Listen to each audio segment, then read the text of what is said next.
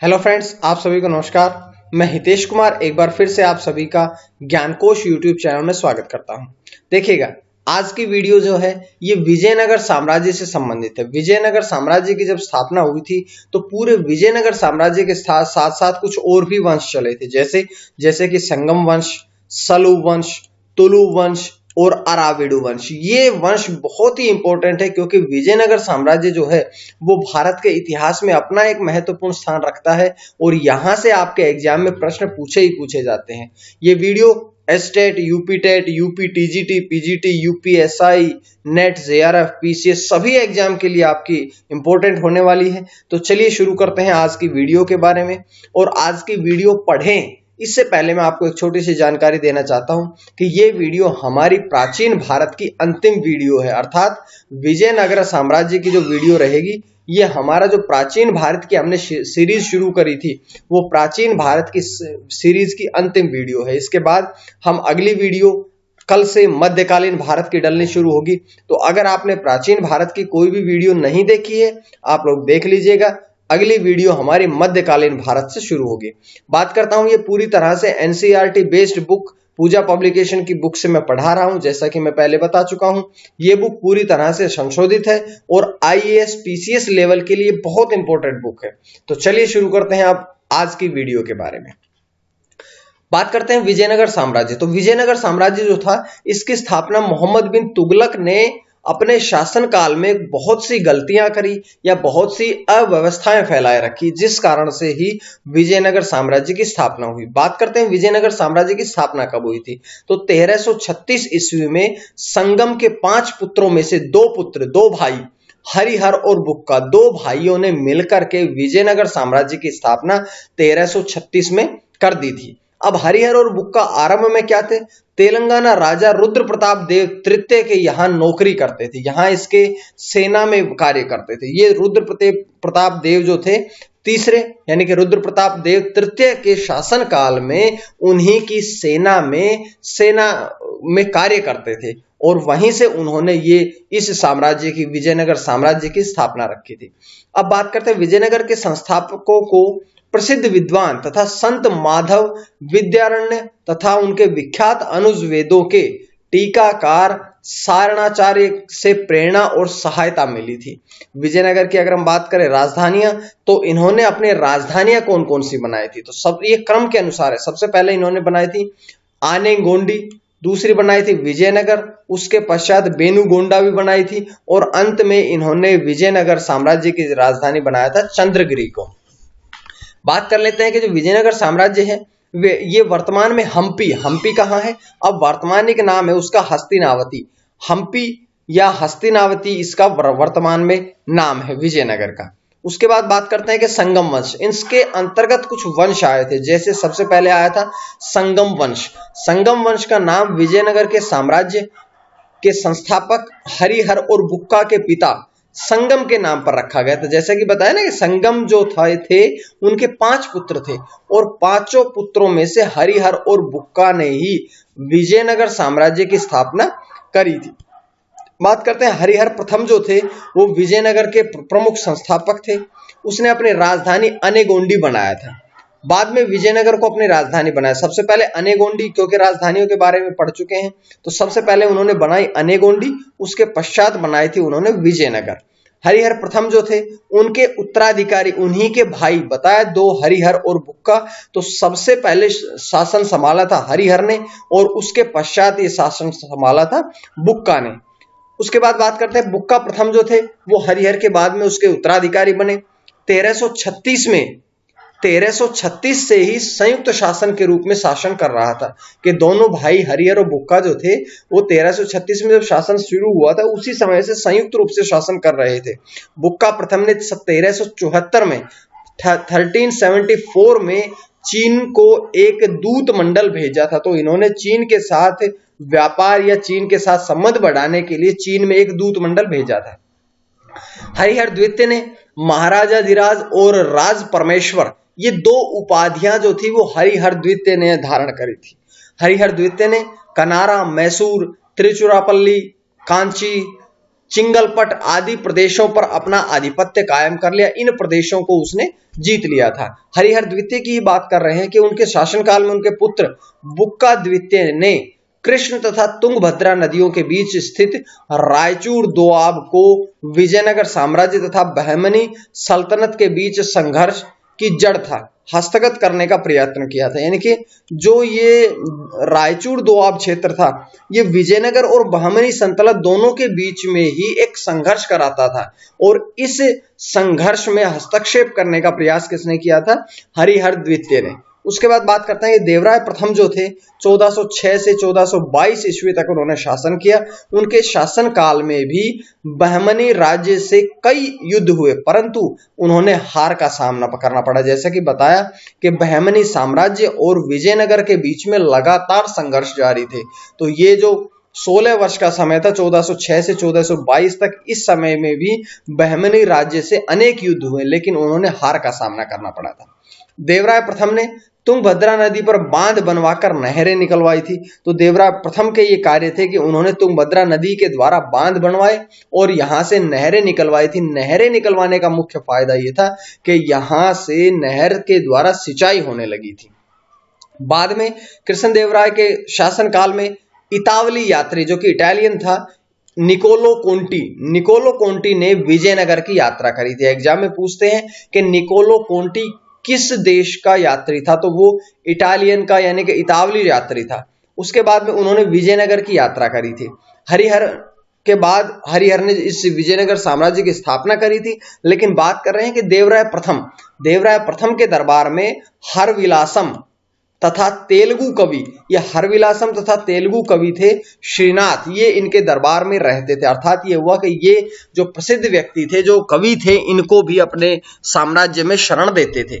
देवराय प्रथम ने अपनी सेना में मुसलमानों को भी भर्ती करना शुरू कर दिया था, क्योंकि इससे पहले उन्होंने मुसलमानों को अपनी सेना में भर्ती नहीं किया था। ठीक है, लेकिन देवराय प्रथम ने अपनी सेना में मुस्लिम जो सैनिक होते थे उनको भर्ती करना भी शुरू कर दिया था। वीर विजय के बाद देवराय द्वितीय ने शासन व्यवस्था का पुनः संगठन किया और सेना को ठोस नींव प्रदान की थी।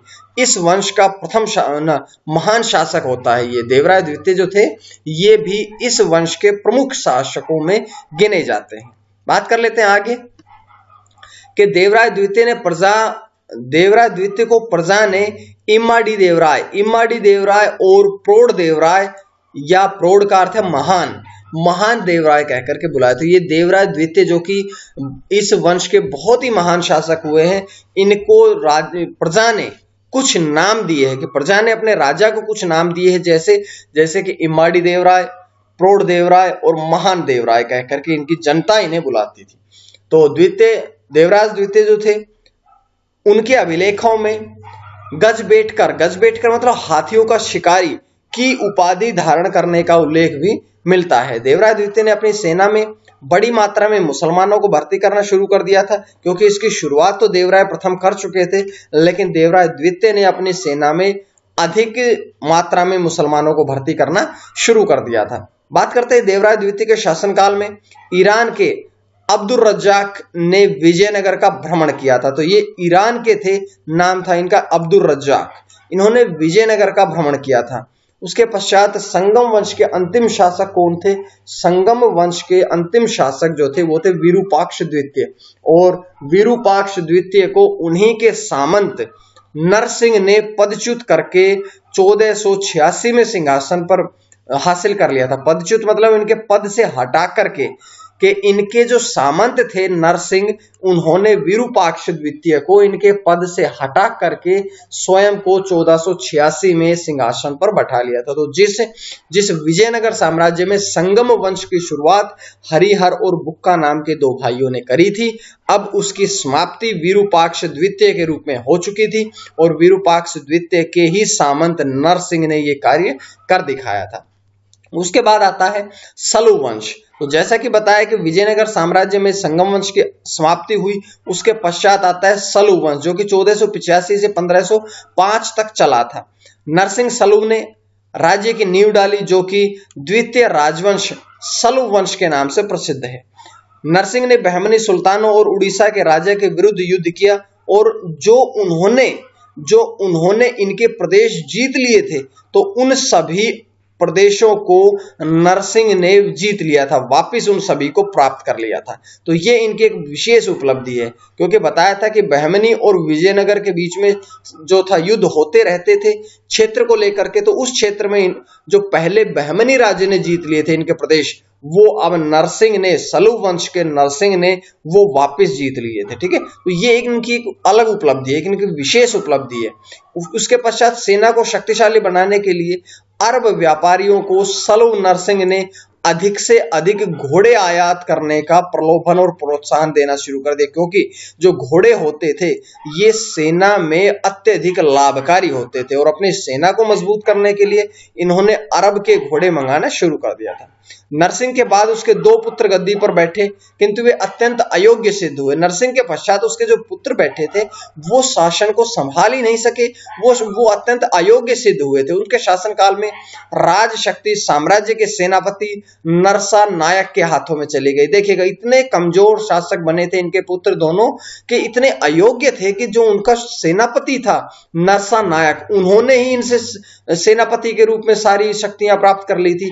और इसी प्रकार से 1505 में नरसा नायक के पुत्र वीर नरसिंह ने सलू नरेश इमाड़ी नरसिंह की हत्या कर दी और अपने आप को सिंहासन पर अधिकार स्थापित कर लिया था।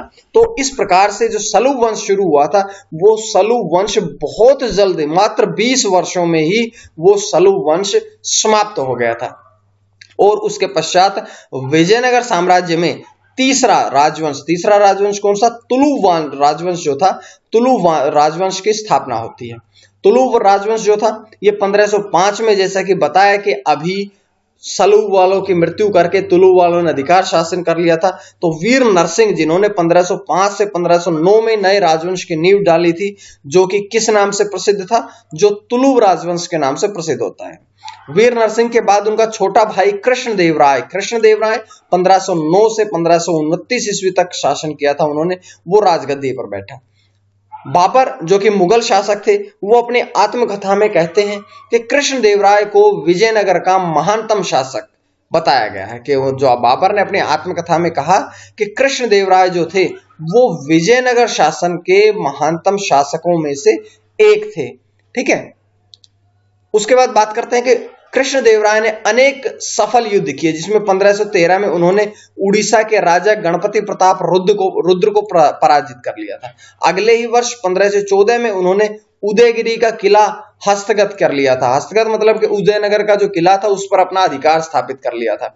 उड़ीसा पर विजय प्राप्त करने के बाद कृष्णदेव राय ने बीजापुर पर आक्रमण किया और 1520 ईस्वी में उसे हराया था। हिंद महासागर में स्थित द्वीप भी उसका प्रभुत्व स्वीकार करने लगे थे। ऐसा माना जाता है कि हिंद महासागर में जो द्वीप थे, उन द्वीपों पर भी कृष्णदेव राय का अधिकार धीरे धीरे होने लगा था, तो वहां पर भी इसका प्रभुत्व छाने लगा था। कृष्णदेव राय ने पुर्तगाली शासक अल्बुकर्क के साथ मित्रतापूर्ण संबंध कायम किया और भटकल में उसे किला बनाने की अनुमति दे दी थी। भटकल जो था वो कृष्णदेव राय के शासन का ही क्षेत्र था। उसके बाद बात करते हैं कि कृष्णदेव राय ने तेलुगु ग्रंथ आयुक्त मालद की रचना करी थी। कृष्णदेव राय के शासनकाल को तेलुगु साहित्य का क्लासिकी युग माना जाता है। उसके दरबार में 8 महान विद्वान और कवि रहते थे, जिन्हें क्या कहा जाता था? इन्हें कहा जाता था अष्टदिग्गज। 8 महान विद्वान रहते थे, 9 अकबर के में थे, 8 किसके में थे? कृष्णदेव राय के शासनकाल में। इन 8 कवियों को क्या कहा जाता? 8 विद्वानों को क्या कहा जाता था?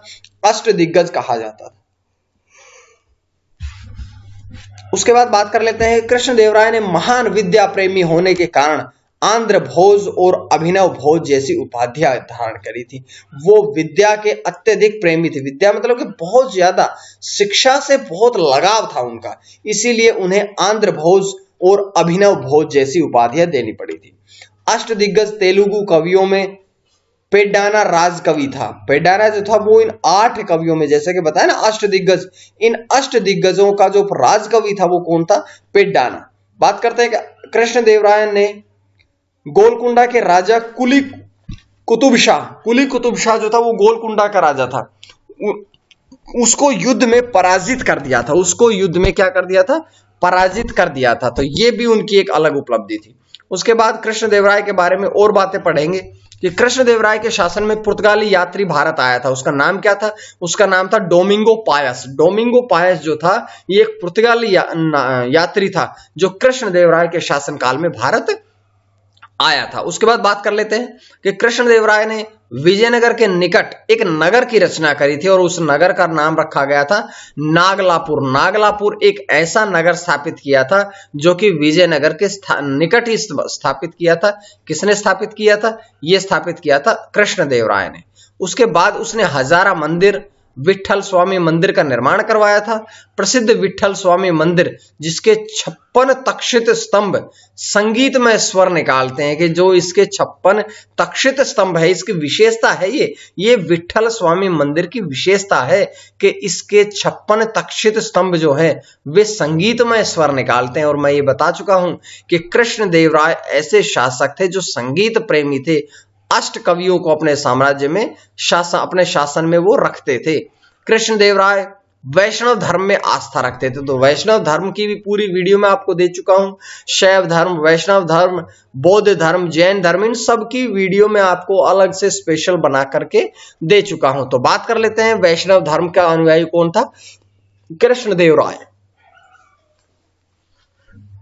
अब बात कर लेते हैं कि कृष्णदेवराय का उत्तराधिकारी कौन था। तो इनके उत्तराधिकारी हुए हैं इनके भाई अच्युत राय। अच्युत राय इनके भाई हुए हैं जो इनके बाद में इनके उत्तराधिकारी हुए थे 1529 से लेकर के 1542 तक, जिन्होंने शासन किया था। उनके शासनकाल में पुर्तगाली यात्री नूनीज जो थे वो पुर्तगाली यात्री थे जो अच्युत राय के शासनकाल में विजयनगर में आए थे। अब बात करते हैं, अच्युत राय ने महामंडलेश्वर नामक एक नया अधिकारी नियुक्त किया था। महामंडलेश्वर एक अधिकारी की नियुक्ति थी, ये इनकी उपाधि नहीं थी, बल्कि ये इन्होंने एक अधिकारी की नियुक्ति की थी जिसका नाम क्या रखवा दिया था, अच्युत ने जिनकी अधिकारी की नियुक्ति की थी, इस अधिकारी का नाम था महामंडलेश्वर। तो ये जानकारी है यहां से।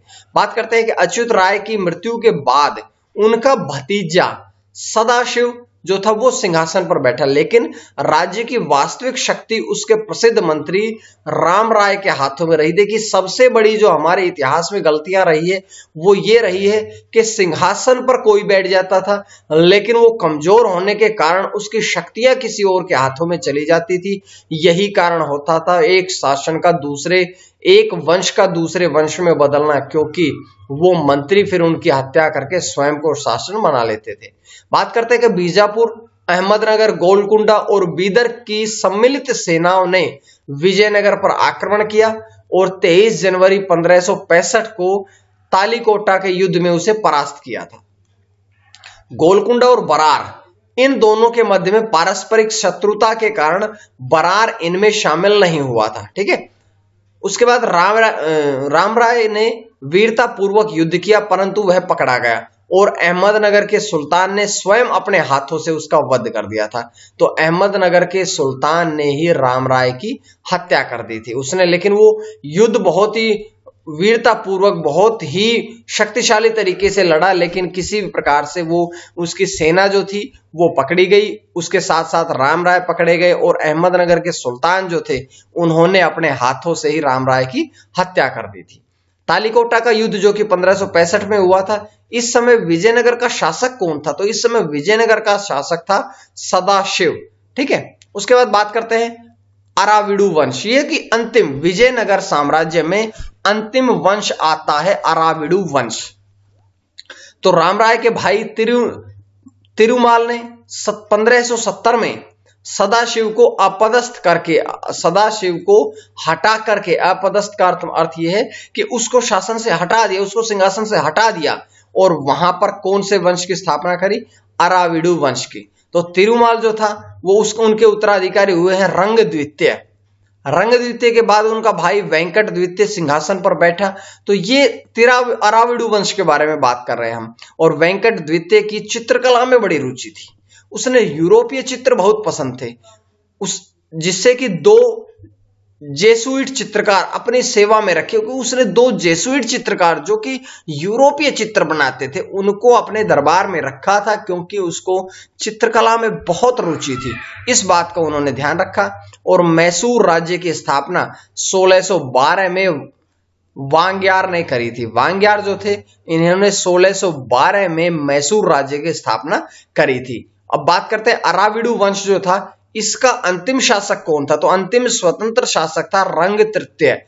ये अराविडु वंश का अंतिम स्वतंत्र शासक था। श्रीरंगपट्टम, बेदनूर, मदुरा, तंजौर आदि अधीनस्थ नायकों सामंतों ने स्वयं को स्वतंत्र कर लिया था और इसी के कारण विजयनगर साम्राज्य का अंत जो था वो होने लगा था। अंत होने का मुख्य कारण यही था कि शासक कमजोर होते गए और इनके अधीन जो क्षेत्र था वहां छोटे छोटे सामंत उभरे और इन सामंतों ने, नायकों ने अपने आप को स्वतंत्र कराना शुरू कर दिया था। तो यही मुख्य कारण रहा विजयनगर साम्राज्य के पतन का। बात कर लेते हैं कि कुछ महत्वपूर्ण तथ्य रहे हैं जो कि विजयनगर से संबंधित एग्जाम्स में पूछे जाते हैं। एक एक करके मैं आपके सामने रखता हूं। जैसे स्त्रियों को समाज में उच्च स्थान प्राप्त हुआ था। महिलाओं की स्थिति प्राचीनतम जो भारत था उसमें बहुत अच्छी थी, लेकिन आते आते इस समय तक आते आते थोड़ी थोड़ी दयनीय होने लगी थी। लेकिन इस वंश में महिलाओं को उच्च स्थान प्राप्त हुआ था। वे साम्राज्य के राजनीतिक, सामाजिक और आर्थिक जीवन में भी भाग लेती थी। बात कर लेते हैं कि बाल विवाह समाज में सामान्य रीति के रूप में प्रचलित था। समाज में दहेज प्रथा तथा उग्र रूप से प्रचलित थी। दहेज प्रथा जो थी वो उग्र रूप में, यानी कि दहेज प्रथा बहुत ज्यादा प्रचलित थी इस समय समाज में। सती प्रथा विजयनगर में बहुत ज्यादा प्रचलित थी। तो ऐसा समझ लीजिए कि सती प्रथा और दहेज प्रथा दोनों ही कुरीतियां थी जो कि विजयनगर साम्राज्य में अत्यधिक प्रचलित थी।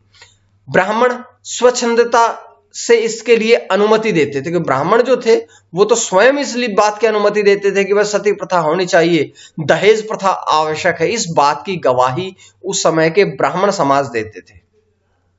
ब्राह्मणों को क्योंकि उस समय समाज में सब सर्वोच्च स्थान प्राप्त था तथा दास प्रथा का भी प्रचलन था। अब इसके अलावा एक और कुरीति थी जो कि दास प्रथा थी। ये भी विजयनगर साम्राज्य में अत्यधिक प्रचलित थी। मध्य वर्ग में शेट्टी और चेट्टी नाम एक बड़ा समूह था जिनके हाथों में अधिकांश व्यापार होता था। तो व्यापार को संभालने के लिए बहुत सी पुस्तकों में इसे शेट्टी वंश का नाम दिया गया है, बहुत से लोगों ने इसे चेट्टी कहा गया है। तो शेट्टी कहें या चेट्टी, ये एक बड़ा समूह था जिसके हाथों में पूरा विजयनगर का साम्राज्य का व्यापार होता था। विजयनगर साम्राज्य में उत्तर भारत की बड़ी संख्या में लोग आकर दक्षिण भारत में बस गए थे। तो उत्तर भारत से लोग आए और दक्षिण भारत में बस गए थे और इन्हीं लोगों को क्या कहा गया है? बड़वा। बड़वा मतलब उत्तर भारत से आने वाले और दक्षिण भारत में बसने वाले, इन्हें नाम दिया गया है बड़वा।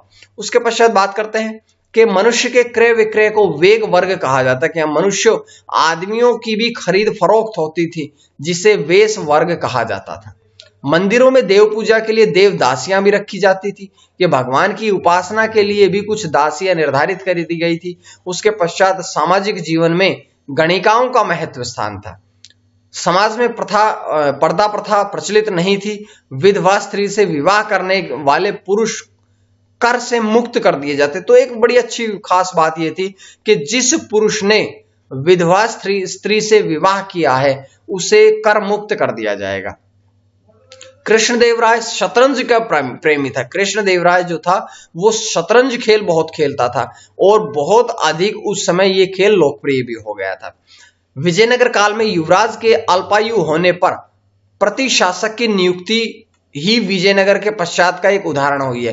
देखिए, विजयनगर में जो युवराज होते थे, जो शासक होते थे, वो कम उम्र में अगर बना दिए जाते थे तो उनकी प्रतिशासन करने के लिए, उनके जगह शासन करने के लिए एक व्यक्ति की नियुक्ति कर दी जाती थी, जो विजयनगर साम्राज्य के पतन होने का एक प्रमुख कारण था। क्योंकि वो जो प्रतिरक्षक होता था वो ही धीरे धीरे अपना इतना प्रभुत्व स्थापित कर लेता था कि उसके पश्चात वो स्वयं का ही शासन विजयनगर में स्थापित कर लेता था। बात कर लेते हैं कि मनोरंजन के क्षेत्र में नाटक और यक्षगान प्रसिद्ध थे। विजयनगर में आयंगर व्यवस्था का ग्रामीण प्रशासन में महत्वपूर्ण योगदान था। 12 सदस्यीय प्रशासकीय अधिकारियों का समूह आयंगर व्यवस्था में कार्य करता था। उसके बाद बात कर लेते हैं आयंगर वंशानुगत अधिकारी होते थे, ये अपने पद को बेच या गिरवी रख सकते थे। देखिएगा, जो आयंगर अधिकारी थे इनका पद वंशानुगत होते थे कि पिता के बाद पुत्र का नंबर आएगा, और ये अपने पद को बेच भी सकते थे और पद को थोड़े दिनों के लिए गिरवी भी रख सकते थे। शिष्ट नामक कर राज्य की आय का प्रमुख स्रोत था। केंद्रीय राजस्व विभाग को 98 कहा जाता था। ठीक है, तो ये बहुत सी जानकारी है जो विजयनगर, क्योंकि विजयनगर एग्जाम में बहुत बार पूछा जाता है।